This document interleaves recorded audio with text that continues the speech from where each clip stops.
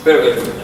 Gracias. Anexos. Buenas tardes. Bueno, primero gracias a la comunidad de Python Rosario por dejarme mostrar esto que va a ser nada más que un caso más exitoso del uso de Python y NumPy para la ciencia, ¿sí?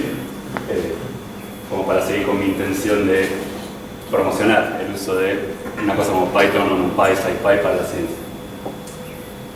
Bien, simplemente voy a mostrar un programa que surgió como para resolver en principio un problema teórico que fue el de mi tesis de doctorado. Yo trabajo en el Departamento de Matemáticas de la Universidad de Buenos Aires. En principio surgió solo por una cuestión de necesidad, más adelante va a quedar claro por qué, pero ahora, bueno, quedó funcionando el programa en un par de ejemplos y ahora se volvió en sí mismo como un proyecto que quisiera seguir adelante como para que sea útil para otros y para otros casos, ¿sí? En principio para el ámbito científico. Bien. El problema empieza por así. Tenemos conjuntos en R3 que son así o así. O sea, eso es que no son convexos, ¿sí? Por ejemplo, a un cubito le saco un cubito más chiquito, o tengo una arista entrante así, entonces voy a tener aristas de concavidad o vértices de concavidad. El problema es, bueno, si tenemos un problema físico definido en un conjunto así, voy a hablar muy por arriba y brevemente de todo lo que haga a la motivación teórica, física, matemática del problema, y después el programa se va a entender porque voy a mostrar los dibujitos. Entonces, tenemos un dato f, que es media cuadrática finita, bueno, que la integral al cuadrado me da finito, ¿sí? Pueden preguntar lo que quieran. Entonces, ¿qué es una ecuación diferencial? No importa mucho que sea una ecuación diferencial. ¿Perdón? F pertenece a un espacio de Hilbert. F pertenece exactamente a L2, que es el espacio de Hilbert. El espacio de Hilbert más representativo de todos. Muy bien, exactamente. Lo que pasa es para decirlo... Me alegro. Para decirlo un poco más divulgativamente, las palabras más en castellano serían así, pero exactamente, para el que se acuerde es F está en L2, que es el espacio de Hilbert más representativo, ¿sí? Muy bien, entonces, ¿qué es una ecuación diferencial? Bueno, es una ecuación, o sea, es una igualdad, en este caso es un sistema de igualdades en donde las incógnitas son funciones y los datos vienen dados en términos de cosas que tienen que ver con derivadas de las funciones. Acá buscamos que U sea el gradiente de alguien, que es algo así como, el gradiente es algo que dice, bueno, a dónde apunta la dirección de máximo crecimiento de una cantidad, y esta es la divergencia de U. Sí, supongo que son palabras más o menos conocidas, aunque sea por el pasado para todos. Menos divergencia de U es igual el dato. Y en el borde, la fuente tiene que valer 0. Perdón, en el borde, la P tiene que valer 0. Esta es la fuente. Un ejemplo cortito de dónde aparecen estos tipos de problemas, que no fue igual el ejemplo que tratamos en mi tesis, pero parece un ejemplo más divulgable, es un objeto con una densidad de masa ρ, entonces el objeto anterior produce un campo gravitatorio G, y entonces la pregunta es, bueno, por la ley de Gauss de gravedad en la forma diferencial es exactamente, bueno, si ponen acá donde yo tenía la F antes y acá la U, entonces la divergencia del campo gravitatorio es la constante de gravitación universal por menos 4pi por la densidad de masa, ¿sí? Y además el campo gravitatorio es conservativo e irrotacional, también pueden ser palabras que les suenen. Lo más importante de esto conservativo es que el campo gravitatorio tiene un potencial, o sea, el campo gravitatorio puede ser como el vector de velocidades de un potencial. Entonces, si ven, estas dos son las mismas ecuaciones que tenía en la transparencia anterior, pero un poco más concretamente, con un ejemplo concreto manejado. Para que vean que no es solo una ecuación que tiene una belleza teórica, sino que aparece en un montón de aplicaciones de la física. Entonces, como el dominio no es convexo, esto es la motivación del problema, ¿no? Como el dominio no es convexo, la solución tiene un comportamiento singular anisótropo cerca de las aristas y los vértices. ¿Qué significa anisótropo? Supongo que también algunos tal vez lo saben. Un objeto es anisótropo cuando, o mejor dicho, una magnitud física es anisótropa cuando su valor absoluto depende de la dirección considerada. Por ejemplo, las dimensiones de una pelota de fútbol son todas la misma, en todas las direcciones tienen el mismo tamaño, entonces es isótropo. Ahora, por ejemplo, una pelota de rugby ya sería anisótropa, ¿se entiende?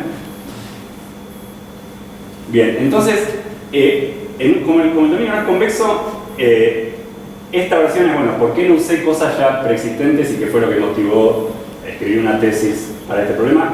Estas singularidades para el método de elementos finitos, tal vez elementos finitos también sea una palabra más o menos familiar para algunos.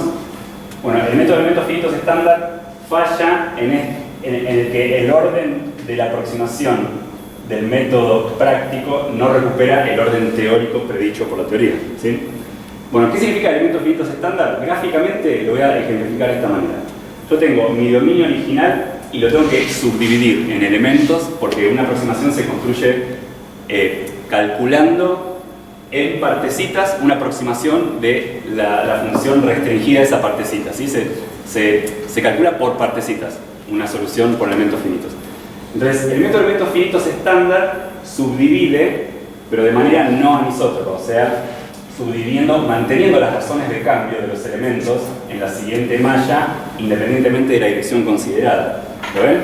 Acá estoy subdividiendo y mantengo siempre el mismo tamaño, no importa si estoy cerca de los puntos arista y vértices singulares que son los problemáticos o lejos. Yo creo que, espero que se pueda apreciar en el dibujo, ¿sí?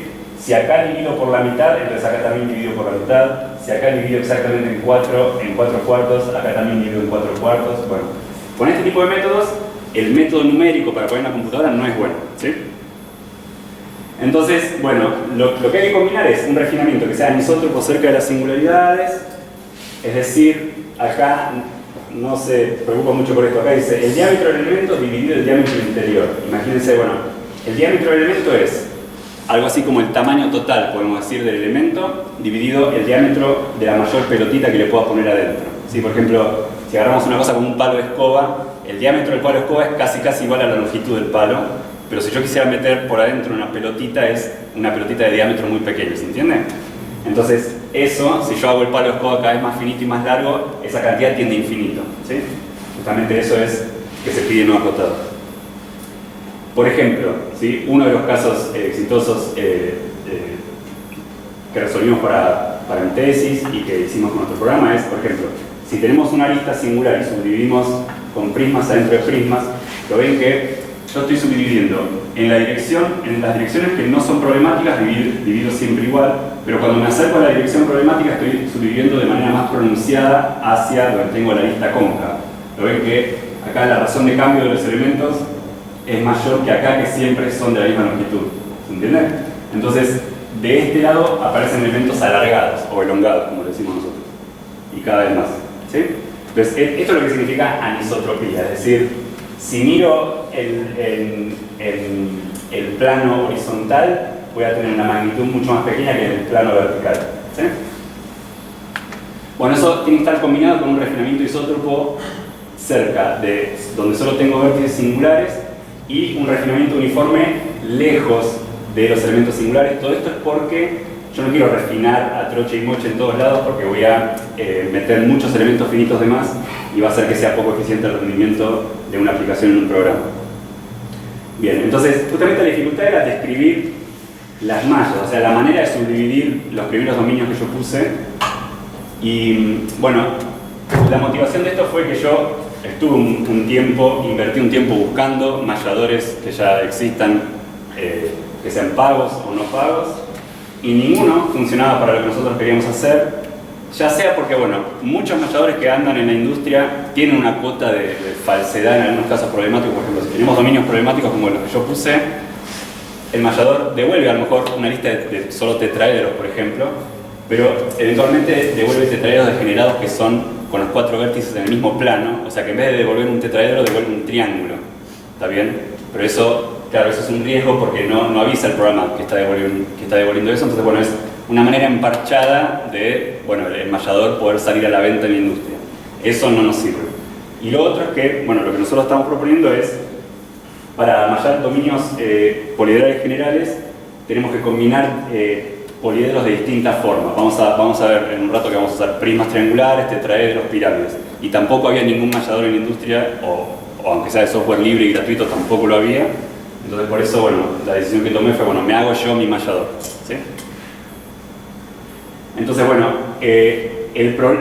la formulación teórica viene a tener la implicancia directa de cómo va a funcionar el programa, que es, este es el dominio donde yo tenía, por ejemplo, un cubo grande, no es un cubo chiquito, y primero lo subdividimos en tetraedros o prismas, pero que tenga a lo sumo una arista o un vértice singular en cada uno, ¿sí? Por ejemplo, si tengo una pieza, no sé, un engranaje que tiene muchas aristas cóncavas, lo subdivido para que haya una arista cóncava en cada uno. Entonces, bueno, acá viene un poco de matemática y fórmulas, pero no se preocupen. Acá la teoría dice que tengo que tomar coordenadas locales y eso es como va a funcionar el programa. Entonces, se ve, si yo tengo un macroelemento prismático, voy a tener solo una arista singular aislada y este va a estar subdividido con el gráfico de los prismas que yo puse hace un rato para mostrar la anisotropía. Y después tengo macroelementos de forma de tetraedro que van a tener aristas y vértices singulares. Bueno, adentro de esto voy a tener que seguir subdividiendo para el refinamiento de la malla y ahí aparecen todas las dificultades que son mantener equilibrada la cantidad de elementos que voy agregando, porque a cada elemento que voy agregando el sistema matricial que tengo que resolver después se agranda, y que cuando yo ponga uno de estos al lado de uno de estos, la subdivisión correspondiente de acá coincida con la subdivisión correspondiente del otro, ¿sí? Que encajen las formitas. ¿Perdón? Que encajen las formitas. Exactamente, porque por ejemplo cuando yo lo refine, a lo mejor acá aparecen, no sé, otros rectángulos más chiquititos, o acá aparecen otros triángulos más chiquititos. Entonces bueno, acá tengo rectángulos, acá tengo triángulos. ¿Qué hago para que encajen las formitas como vos decís? Bueno, ahí va a aparecer la idea de las pirámides que tiene caras rectangulares y también triangulares. Exactamente. Vos estás resolviendo un problema de las ecuaciones de dadas parciales elíptico. Es elíptico, sí. Un problema de Dirichlet. Es un problema de Dirichlet elíptico, sí, pero yo estoy haciendo... Nosotros lo que hicimos fue proponer un método numérico que tenía un montón de... Era el refinamiento automático cuando tenés problemas, por ejemplo, de concentraciones de campos cuando tenés puntas. Exactamente eso. Lo que pasa es que yo en mi tesis de doctorado lo que hice fue proponer un método numérico que tiene que ser novedoso para que se acepte como tesis, y entonces en la teoría funciona todo bien, y había una opción que es, bueno, entregar el trabajo diciendo, bueno, suponga que usted construye una malla que cumple con todo esto que estamos diciendo, entonces el teorema dice que el método numérico va a funcionar con el orden correcto. Ahora, yo no me conformé con eso, sino que yo quería mostrar explícitamente la construcción de la malla, y tampoco con eso, sino que quería implementarlo en Python para mostrar los ejemplos. Entonces, bueno, los tres tipos de elementos que queremos combinar son estos tetraedros y prismas y pirámides. Entonces, esto H1, H2, H3 son los tamaños correspondientes en cada dirección. Acá, ¿se acuerdan que yo había dicho lo de la anisotropía acá? No estoy diciendo que H1 es igual a H2. Puede ser muy alargado y tener H1, H2 pequeños y H3 muy grande, ¿sí? Entonces, bueno, H1, H2, H3 son los tamaños que hay que mirarlos individualmente. Entonces, como dije, acá vamos a poner primos angostos cerca de las singularidades, acá va a haber tetraedros graduados hacia los vértices singulares, y acá, en este caso, se va a concentrar el ejemplo que yo voy a graficar y ejemplificar por completo, porque es el ejemplo más difícil de todos, que es cuando tengo al mismo tiempo una arista singular y un punto de concentración, como decían ahí, o un vértice singular incidente a la arista. Y acá en este tipo de macroelemento voy a usar pirámides en zona de transición. Entonces, esto es lo que decías vos hace un rato, de que se peguen las formitas. Nosotros en matemática, en análisis numérico, le decimos conformidad. No solo cilindros, como dije recién, cilindro significa un dominio que sea todo alargado para arriba. O sea, necesito poder considerar esa esquina a la que yo le saqué una esquina más chiquita y el otro cilindro. Los dos primeros dibujos que puse en la charla son los dos dibujos que se usan en la teoría y en los artículos de matemática, que son los dos tipos de singularidades representativas, que son las singularidades que resuelve nuestro método y nuestro programa. Pero ahora yo quisiera después continuar el programa y el proyecto y a lo mejor conseguir colaboradores para que ande para dominios más digamos, particulares, porque a lo mejor en publicaciones que están orientadas a la ciencia aplicada quieren poder trabajar dominios que se parezcan más a las cosas de la vida real, ¿cierto? Entonces, bueno, acá aparecía la primera restricción. Supongamos que si esta es la lista singular, yo acá quiero apoyar prismas alargados porque quiero manejar esta lista singular, y acá tengo un vértice singular, pero esto, fíjense, ahora ya tengo caras rectangulares mezcladas con caras triangulares. Bueno, como para que se peguen bien las formitas unas con otras y que yo pueda graduar hacia este que era el vértice singular. Bueno, entonces acá apareció la primera idea esta fue la primera idea intuitiva, de decir, bueno, yo acá puedo subdividir justamente haciendo aparecer la pirámide, que es el elemento finito más raro de todos, porque comparto una cara rectangular con el prisma que está ahí abajo acostado, y subdivide lo otro con triángulos que van como para arriba, espero que se vea. Entonces acá aparecen dos tetraedros definidos y un cuarto tetraedro, ¿sí? Bien, ahora esto es solo un dibujo, después esto hubo que pensar mucho tiempo y muchas noches sobre todo, cómo hacer un programa para que subdivida usando esta filosofía, por decirlo de alguna manera, pero con un refinamiento tan fino como yo quiera, ¿sí?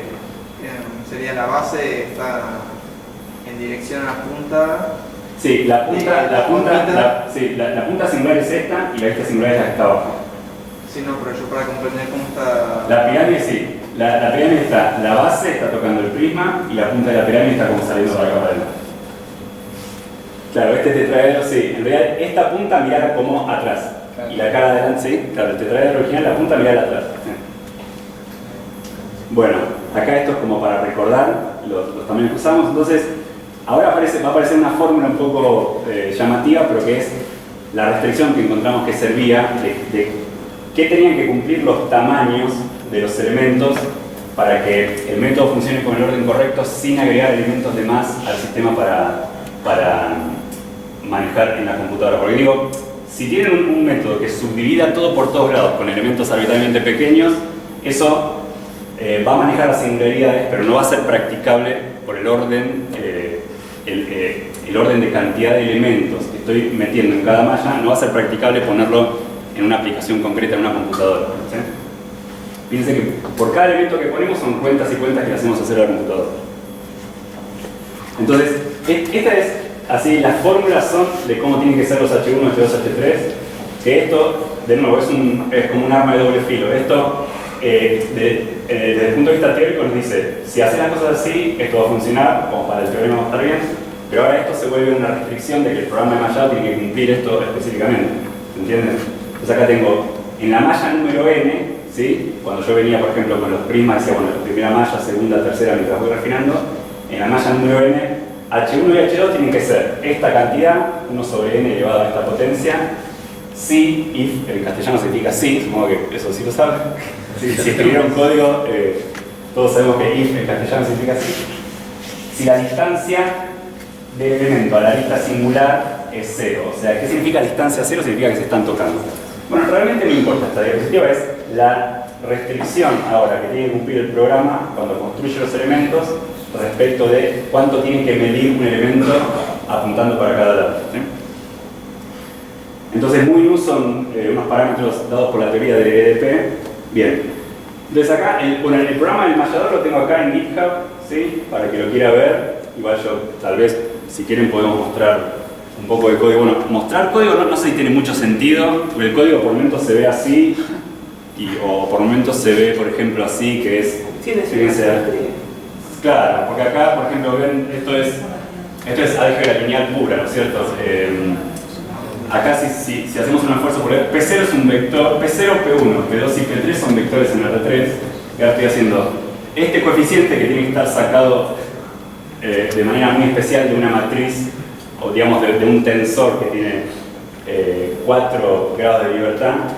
Imagínense, bueno, un gran arreglo que tiene un numerito, entonces el primer coeficiente por P0 más el segundo por P1 más el tercero por P2 más el cuarto por P3, o sea, estoy armando las combinaciones lineales de los vectores. Tal vez combinación lineal también puede que sea un término familiar, ¿sí? Para algunos seguro que sí. Entonces estoy armando las combinaciones lineales para armar los puntos, ¿sí? Digamos, no es muy instructivo leer el código, y ven, por ejemplo, acá una función muy importante es cómo matar caras repetidas, que por ejemplo, fíjense, una línea saliente puede ser acá. Acá me armo un conjunto con el diccionario de vértices de la cara F, después con el diccionario de vértices de la cara G, y si son iguales como conjuntos, yo tengo que decir que es la misma cara. Eso también fue una restricción que me costó resolver, porque el programa tiene que andar de manera automática. Entonces, para un ser humano, la cara formada por los vértices 3, 15, 48 es la misma cara que formada por 15, 48, 3. Entonces yo no puedo pedir que las listas sean iguales como listas, porque no importa el orden. Entonces tengo que, por ejemplo, no sé, armar un conjuntito en cada caso y ver si son iguales como conjuntitos. Bueno, pero lo más saliente del programa es que trabaja constantemente con álgebra lineal. Es una aplicación de álgebra lineal. Quería mostrar una cosa, pero tal vez después de terminar la charla. Entonces, esto que está acá es el dominio que yo tenía en la primera diapositiva, ¿sí? Ya estamos acercándonos a la charla y van a poder preguntar, acercándonos al final de la charla y preguntan todo. Tengo que pedir disculpas por los dibujos, porque otra cosa que sucede con los malladores comerciales es que dibujan solo lo que está por afuera y lo de adentro no lo muestran para que sea visible el dibujo. Entonces, pero como los dibujos del programa también los hice a mano con Matplotlib y PyPlot, no sé si alguno está familiarizado con, bueno, son paquetes de ploteo de NumPy, SciPy, etc. No son de NumPy, SciPy, pero son, digamos, vienen hermanados con esos paquetes, ¿no? Son proyectos aparte.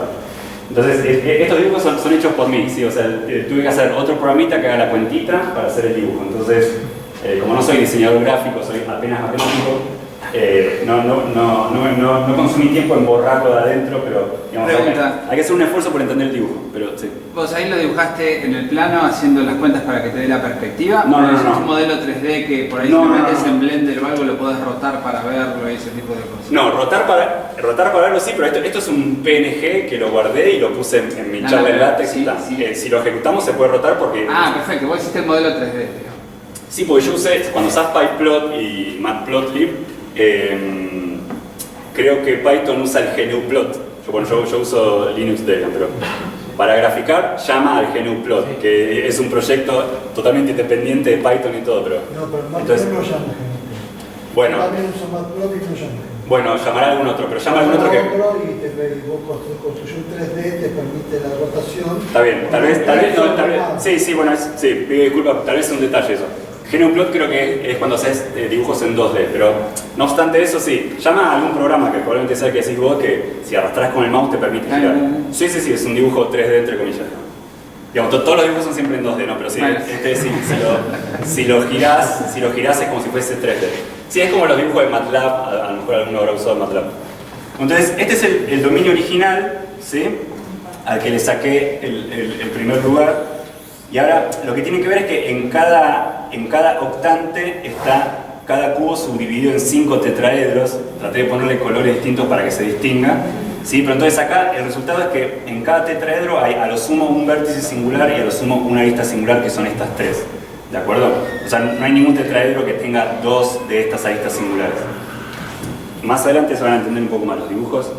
Entonces, esta es la primera malla, Tau H0. ¿Sí? Un proceso de mallado es una sucesión infinita de mallas que tiene que ser refinable arbitrariamente, ¿sí?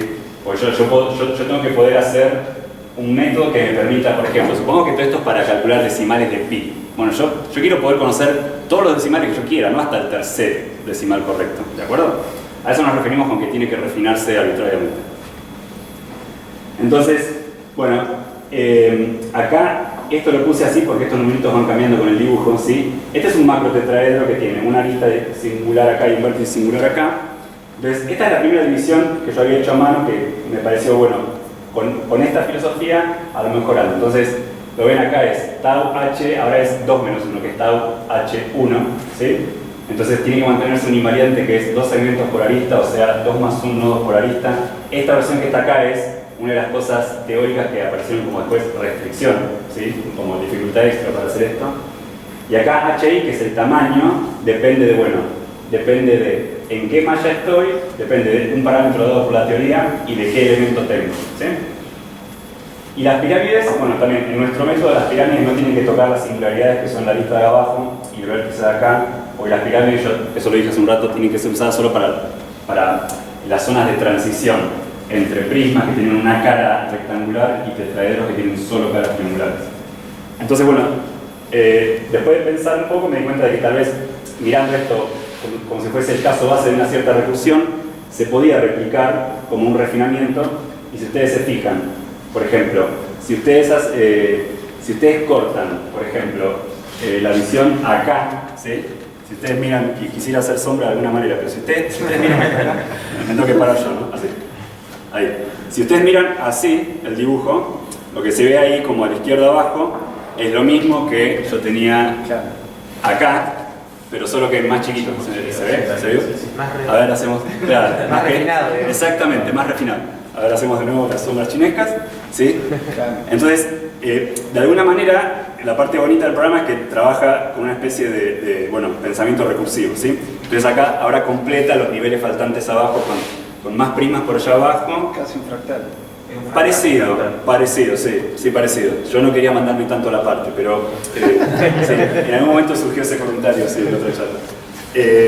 Bien, entonces veo que puedo ir más rápido en la charla, porque ya están entendiendo todo. ¿Ustedes saben?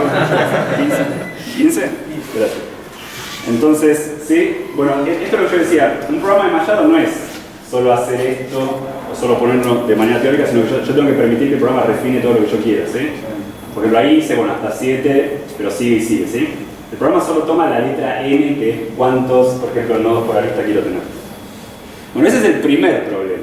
¿Cómo subdividir una cosa combinando las tres cosas que quede conforme, como decías vos? Como decía el muchacho más atrás, que acá tengo un punto de concentración, una lista singular, entonces la cosa se va refinando más pronunciadamente hacia acá que hacia allá. Lo ven que, digo, no es muy difícil, ¿no? Hacer el esfuerzo visual. Este tetraedro tiene un tamaño distinto al de estos que están acá, que están lejos de la singularidad, ¿verdad? Bueno, esa es la primera restricción. La segunda restricción que aparece es cómo pego esto con uno que está al lado, que es lo que venía acá. Entonces, el problema de pegar con uno que está al lado, si acá tengo uno y acá tengo otro, bueno, es que una arista terminal de uno, en este caso el que está en rojo, tiene que ser también una subarista terminal de otro, ¿lo ven?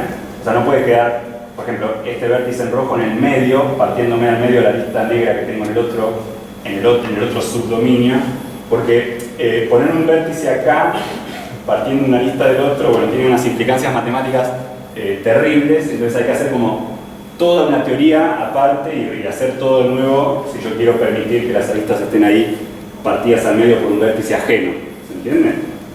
Entonces las aristas de elementos vecinos tienen que ser aristas comunes. Bueno, esto ahora que parece medio inocente, que ya se ve el dibujo ahí funcionando, este tipo de cosas me llevó mucho tiempo y, por ejemplo, cuando tuve que resolver esto en el código, ¿no? de que las cosas se peguen bien por vecindades, fue uno de los casos, fue uno de los momentos en los que dije, bueno, largo del programa, o no lo hago, lo haré en otro momento de mi vida.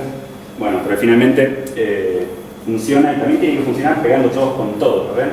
Acá, yo no sé si se aprecia el dibujo, pero tengo un cubo se subdivide en 5 tetraedros, pueden hacer la práctica con papel y lápiz, y acá estoy sacando el de adentro de todo y el de arriba de todo para que se vea lo que está pasando. Así es como, esta es la cara arriba del cubo, esta es la del costado y esta es la del frente, y estoy dando así una mordida como por ver qué pasa por adentro. Entonces ahí tienen que coincidir todos con todos y los 3 con 3.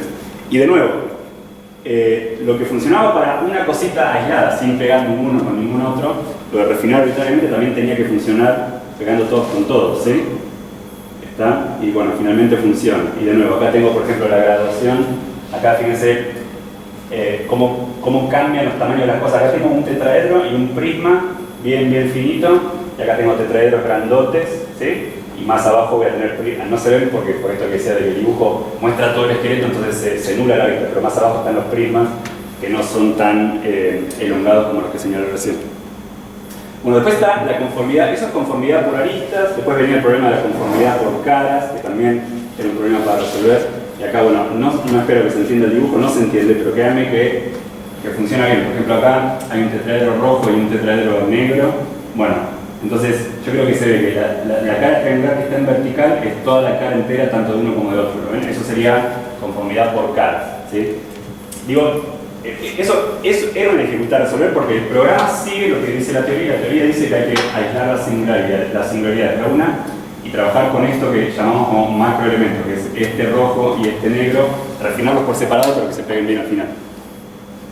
Bueno, acá traté de girar un poco así, ¿ves? Este es el efecto de... Hice 2 o 3 instantáneas girando, ¿sí? Pero sí, ves que acá está. Acá quiere ser un dibujo en 3D, puede tener 3 ejes.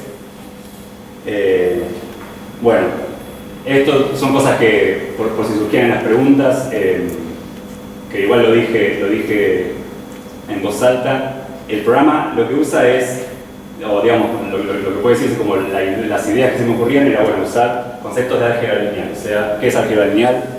Trasladar, rotar, reflejar como un espejo, deformar, ¿sí? Bien, entonces las singularidades pueden ser más fuertes o más débiles en distintas regiones del dominio. Eso es una cosa que es, si quieren, una feature del programa, ¿sí? O sea, lo permite, que justamente para esto el proceso de mallado admite parámetros de refinamiento diferentes en diferentes macroelementos. Entonces, fíjense, ahora voy a mostrar cómo queda todo entero, porque esto fue solo por partes, cómo queda el dominio original que era este, subdividido, ¿sí? Entonces ahora, primero, como yo dije, si lo partimos en 7 cubos, un cubo es la unión disjunta de 5 tetraedros. Eso es una propiedad elemental de geometría del colegio. Acá lo traté de girar un poquito para que se vea. Entonces a cada uno de ellos lo tengo que subdividir como yo lo estaba mostrando, ¿sí? Entonces ahora, ahora este dibujo, perdón. Este dibujo, bueno, no espero que se entienda, pero ustedes valoren la intención, ¿sí? Porque va a haber un montón de rayas y no se va a entender nada. Pero es, ahora con todos los macroelementos puestos uno al lado del otro, ¿sí? Subdividiendo según lo que está claro. No se entiende porque se ven todas las rayas de adentro, lamentablemente. Pero ahí traté de girarlo como para que se vea, o para que se vea que sigue siendo, que no mentí, que sigue siendo ese dominio al que le saqué la esquina de ahí, ¿sí? Insisto, que los programas comerciales lo que hacen es solo dibujar lo que está en la parte de afuera y que no se vea el esqueleto de adentro, ¿sí? Imagínense que si de nuestros cuerpos se viera todo lo que está adentro, seríamos mucho más feos todavía, ¿no? Entonces, sí. Bueno, y ahora vienen, estos fueron solo unos lindos dibujitos, unos simpáticos dibujitos que no es lo importante del programa, esto es a fines comunicacionales, ¿no? Un proceso de mallado lo que tiene que devolver es una cosa que toma este programa de dibujo como entrada, lo que tiene que devolver es una lista de archivos de texto, o sea, la lista de la malla. Bueno, y esta es la salida del programa, por ejemplo, una lista de archivos de texto que son los vértices, estas son las caras que dicen, bueno, hay que leerlas haciendo un proceso de abstracción, ¿no? Todos sabemos, programar no es ni más ni menos que hacer un proceso de abstracción. Entonces, por ejemplo, acá dice que la primera cara es un triángulo, por ejemplo, la tercera cara es un cuadrilátero. La primera cara consta de los vértices 1, 4 y 2, que son el 1, 4 y 2. ¿Se ve? Entonces, acá tengo como el plano físico, que es el vértice de verdad, por ejemplo, el punto menos 1, 0,34, está puesto a 2 decimales porque si no, no me entraba, porque el programa, de verdad, yo lo puse con muchos decimales, pero de nuevo, solo para esta charla lo recorté, lo redondeé en 2 decimales para que se pueda leer. Entonces, el punto menos 1, 0,34, 0. Y de acá para adelante es como más el plano desde el punto de vista de la teoría de grafos, porque la idea del programa es que trabaja con la conectividad del grafo de la malla, o sea, decir qué vértice está conectado con cuál, por cuál arista y me forman cuál cara, ¿no? Entonces, qué sé yo, la cara 1 son los vértices 1, 4 y 2. Entonces, por ejemplo, acá tengo los elementos clasificados por vértices. Bueno, el primer elemento es un prisma porque tiene 6 vértices, el segundo es un tetraedro porque tiene 4 y el cuarto es una pirámide que tiene 5. Y bueno, entonces bivértice significa el prisma este tiene los vértices 1, 4, 2, 7, 9, 8, que son 1, 4, 2, 7, 9, 8. Entonces fíjense, hay una cara en un prisma triangular que es el triángulo 1, 4, 2, ¿sí? Y así siguen. Después está la cara 7, 9, 8, que es otra cara triangular, acá está 7, 9, 8. Ponen el conjunto de vértices 1. ¿Perdón? Sí. El primer índice es el tipo de figura. Sí, claro, eso, sí. Los índices son El primer índice es el tipo de figura y lo otro es el número de vértices. Entonces, y el número de línea de código, esto que está acá es universal para todos los archivos. El número de línea de código es quién sos en la fila, ¿no? En qué orden de la fila estás para recibir el almuerzo. El segundo son los índices del, digamos, acá es el tipo de figura, acá es el tipo de figura plana, acá es el tipo de figura en volumen, muy bien. Y esto es qué vértices están formando una cápsula convexa, que es exactamente la figura que estoy considerando, ¿no? O sea, los vértices de la figura. Estos son los vértices de la cara, estos son los vértices de la figura. Y después hay que clasificar también los vértices por cara. O sea, acá la figura es prisma, tetraedro, pirámide con 2, 0 y 1. Ya que, bueno, el primer prisma son las caras 1, 2, 3, 4 y 5, que son estas caras, ¿sí? Si lo ven, si ven los primeros 5, yo por eso preparé este ejemplo, los primeros 5, los números que están ahí son exactamente combinaciones de estos vértices que están acá. Entonces, por ejemplo, en este prisma tengo una cara rectangular que es 2, 4, 8, 9, que es acá, 2, 4, 8, 9. ¿Sí? Bueno, con esto se pueden entretener leyendo y ver si anda bien o no. Entonces, bueno, ahora, si tengo 3 minutos más... Sí, tranqui.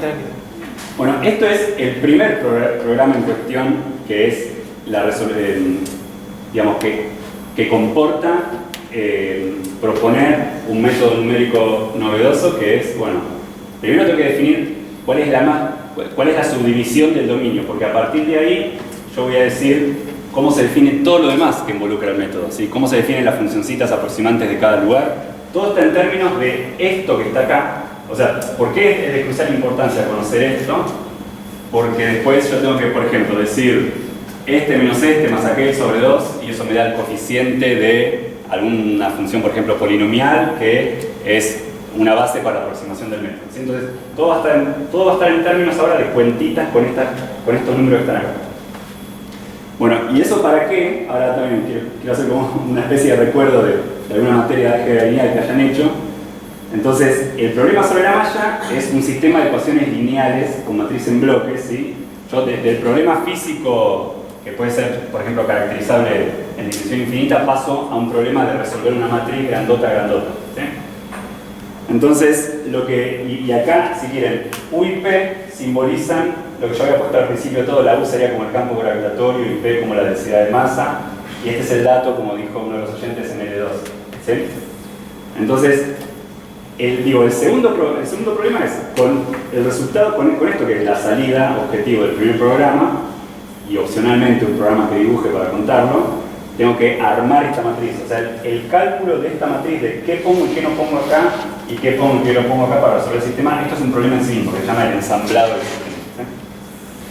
Entonces, bueno, U y P es la incógnita justamente, entonces A, B y F hay que calcular con el programa ensamblado que voy a mostrar en breve, que es el que está acá, que también lo tengo en GitHub, que le puse Virtual Assembly virtual porque usa elementos finitos combinados con otra cosa que se llaman elementos virtuales, pero es solo una palabra teórica, no voy a decir nada de eso. Este lo tengo en GNU Octave porque resulta que mi director no escribía en Python, entonces bueno, como yo quería que vaya viendo si estaba de acuerdo con lo que hacía, digo, bueno, como era ese programador MATLAB, lo hice en Octave como para poder tener una vía de comunicación, ¿sí? Próximamente lo voy a pasar a Python. Y si se fijan, bueno, esto es un poquito de código GNU Octave, ¿sí? Para ver cómo se usa la salida del primer programa. Bueno, si se ven, bueno, probablemente haya programadores o gente que ha programado MATLAB en algún momento, o GNU Octave, seguro. Bueno, entonces, lo primero que tengo que hacer, fíjense que la entrada mismísima del programa de ensamblado es la salida del programa de Mayado, ¿sí? Vértices TXT, que son los que mostré hace un ratito. Entonces, bueno, acá los puntos suspensivos los puse yo porque es como decir, bueno, hay mucho código que no estoy mostrando porque no me interesa para una charla. Entonces acá, el ensamblado local, ven que dice 4, 5 y 6, dependiendo si es un tetraedro, una pirámide o un prisma, y hago una llamada tipo función anónima a una función que me ensambla para tetraedros, para pirámides y para prismas. Sí, se ve que hay que subdividir todo en función de si tengo 4 caras, 5 caras o 5 caras pero con 6 vértices, ¿sí? Bien, entonces KIF matrices, esparso es un comando de MATLAB y de Octave que es para inicializar una matriz en donde yo sé que va a haber unos cuantos ceros, entonces no voy a consumir lugar en la memoria grabando una cosa que es un 0, ¿sí? Simplemente voy a registrar tipo diccionario, lugar, valor, donde no hay un 0, ¿sí? Entonces, pero esto es como, si quieren, es como poner matriz hecho por esto y por esto. Entonces, bueno, no espero que sea muy clara esta parte, pero acá voy iterando elemento a elemento, ¿lo ven? Entonces, iterando elemento a elemento, saco la matriz local y la parte del dato local, que es el ensamblado local en función de qué tipo de elementos estoy usando. Si me quieren parar, pueden. Entonces, al final de este proceso, bueno, la matriz entera grandota en los lugares correspondientes, enumerados por las caras, le voy agregando más igual la matriz local. ¿Sí? Esto de más igual es lo que le pone el nombre de ensamblado a esto que hacemos en análisis numérico.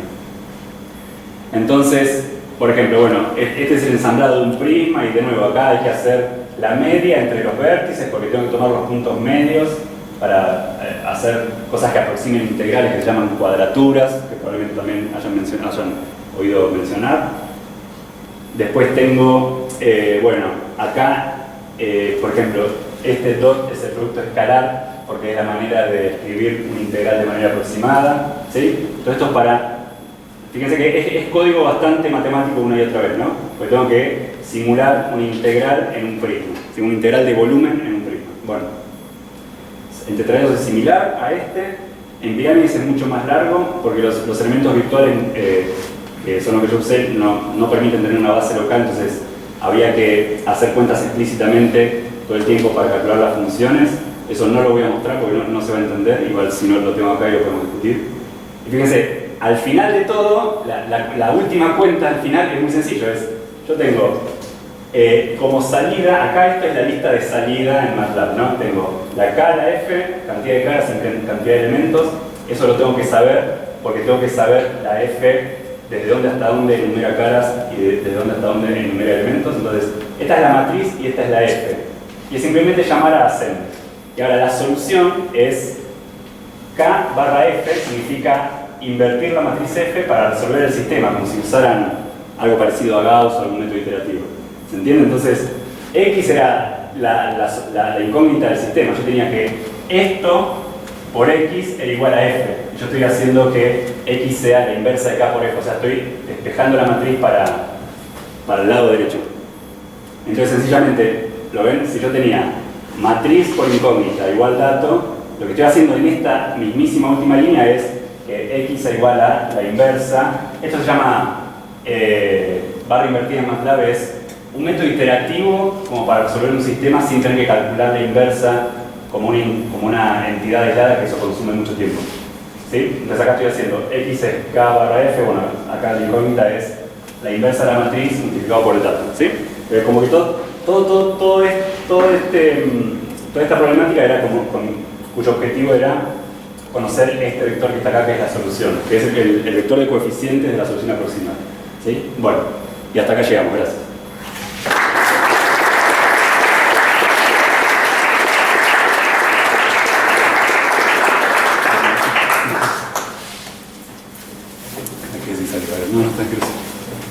Bueno, ¿alguna pregunta? Sí. Sí, ¿podría mencionar alguna aplicación práctica, digamos, del método de mallado y cálculo? El método de mallado, la aplicación práctica inmediata que tiene es todavía en el ámbito de las publicaciones científicas. Porque las publicaciones científicas en estos métodos numéricos solo, digamos, en las publicaciones científicas de matemática teórica, vos clasificás las cosas tomando solo los casos representativos. Entonces, hay un caso representativo que es un vértice metido para adentro y otro caso representativo que es una lista metida para adentro. Ahora, bueno, eso teniendo en cuenta que lo hice yo solo todo esto y era con una restricción de tiempo muy grande que era la entrega de la tesis de doctorado. Entonces, para los casos representativos teóricos ya tiene la aplicación práctica así como está. Porque además es muy versátil, el programa quedó muy versátil como para elegir el tipo de graduación y de submallado dependiendo del problema teórico que quieras resolver. Ahora, mi idea es continuarlo para que tenga aplicaciones a dominios más arbitrariamente elegidos por el usuario, ¿sí? Aunque eso sea también solo para fines académicos y de publicaciones de métodos teóricos en una revista. Pero mi idea es como continuar el programa. Digamos, ahora el programa que yo tiene un montón de partes que están medio hardcodeadas, pues yo quería que ande y que ande, ¿no es cierto? Pero mi idea es, digamos, continuarlo como para que vos des la geometría inicial del dominio, aunque no tenga esa forma, aunque tenga la forma de la rueda de un auto, y lo subdivida y siga. Pero para eso, bueno, como yo solo, necesito todavía tiempo. Si querés ahora, la aplicación práctica es como para estudiar, como para testear un método numérico en un dominio problemático singular. O sea, si querés es eso la aplicación práctica. Testear un método numérico, sí. Aunque estés construyendo una cosa totalmente aplicada y vendible como un avión, bueno, primero lo vas a tener que testear en un dominio canónico así, simple, como son esos dos que mostré al principio. Esa sería la mejor manera que tengo de venderlo por ahora. Testear métodos numéricos que vos quieras proponer. No sé si apuntabas algo más concreto. Claro. Sí. Dos cositas. Sí. Respecto al sistema de mallado así automático, sí. Yo recuerdo en un congreso de ingeniería presentaron el Abacus. No sé si vos lo conoces. De nombre no sé. El Abacus permite mallado automático en lugares de singularidad. Sí. Lo que pasa es que hay muchas más redes. Sí. Si bien es un programa comercial, yo recuerdo que el problema que vos lo tenías ahí puesto me lo mostraron como que lo hacía. Sí. eficientemente de manera automática. Ajá. ¿Y la pregunta sería? Dos cositas. Sí. Y segunda cosita, lo que quiero corregir. ¿Viste la parte donde pusiste el campo gravitatorio? Sí. El gradiente es menos el gradiente del potencial. Puede ser un error de tipeo, sí. Lo admito, sí. Gracias. Dos cositas nada más. Sí, sí. ¿De lo primero tengo que hacer algún comentario de lo del abacus o...? De lo primero sí, yo esperaba que vos pensás que vos lo conocías, Sí. pero yo planteaba una mejora respecto del abacus. La mejora que, digamos, para contestar con total honestidad, cuando vos abordás un problema que tiene que ser novedoso, vos le tenés que, para que sea un problema que justifique una tesis de doctorado, tiene que tener restricciones que no sean de las habituales. Entonces, nosotros propusimos un método primero que combinaba poliedros de tres distintas formas, y eso, no sé si el AUCUS lo hace o no, yo no me molesté en revisarlo. Ahora, lo que también nosotros necesitamos como restricción como para tener nosotros la libertad de hacerlo por una restricción teórica, era poner toda la graduación con esos HI que yo dije exactamente como yo quería. Entonces, combinando las dos restricciones de la anisotropía, los HI y los tres poliedros distintos, yo no encontré ningún mallador que me satisfaga esas... El abacus te permite trabajar... Bueno, pero sí. Yo te comento que yo lo... Puede ser que no lo haya probado bien, pero yo no encontré ninguno que me satisfaga mis necesidades.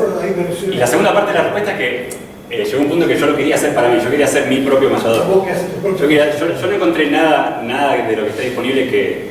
Digamos, lo que pasa es que así en el aire es muy difícil que yo te transmita cuáles eran todas las restricciones matemáticas que tenía que cumplir el mallado. Entonces, créeme, claro, es difícil no teniendo un fibrón acá para contar cosas, pero yo hice una búsqueda y sería muy raro que, digamos, como nosotros lo retorcimos al problema lo suficiente como para que sea novedoso para hacer una tesis doctoral, como estaba suficientemente retorcido el problema, hubiese sido muy difícil encontrar un mallador que automáticamente haga lo que nosotros queríamos. Esa es la primera respuesta. La segunda parte de la respuesta es que yo quería el mío, y entonces por eso lo hice. No, Sí. el programa que vos tenés ahí en GitHub, ¿en qué estado está, digamos, para llegar a lo que vos pretendés? Bueno, está en el estado de que por ahora, es decir, está en el siguiente estado. Si vos querés usarlo para lo que vos quieras, vas a tener que meterte dentro del código y toquetear cosas que están... O sea, vas a tener que escribir código. Claro. ¿Sí? Porque un mallador comercial lo que te pide es decime cuál es la región. Por ejemplo, la región es esa caja de zapatos menos la esquina que yo había puesto. Luego vos le decís la región y hace algunas cosas que funcionan en algunos casos y no en todos. Por ejemplo, como yo dije, el AUCUS o cualquiera sea, eventualmente pone tetraedros planos o hace cosas emparchadas de manera rara. Entonces, yo para que funcione bien, pues yo tenía que con esto además, me tenía que servir con la demostración de un teorema que estábamos demostrando nosotros. Entonces hay un montón de cosas en las que vos tenés que meterte en el código a modificarlo si querés usarlo para tu problema en particular. Está en ese estado. Si sos programador Python /NumPy, lo abrís y lo usás. Claro. Y anda con bastante generalidad. Pero te faltan resolver así cuestiones conceptuales, digamos. No, me falta. Lo que yo quisiera es que sea más amigable para un usuario que no quiera meterse a, por ejemplo, ¿a qué me refiero?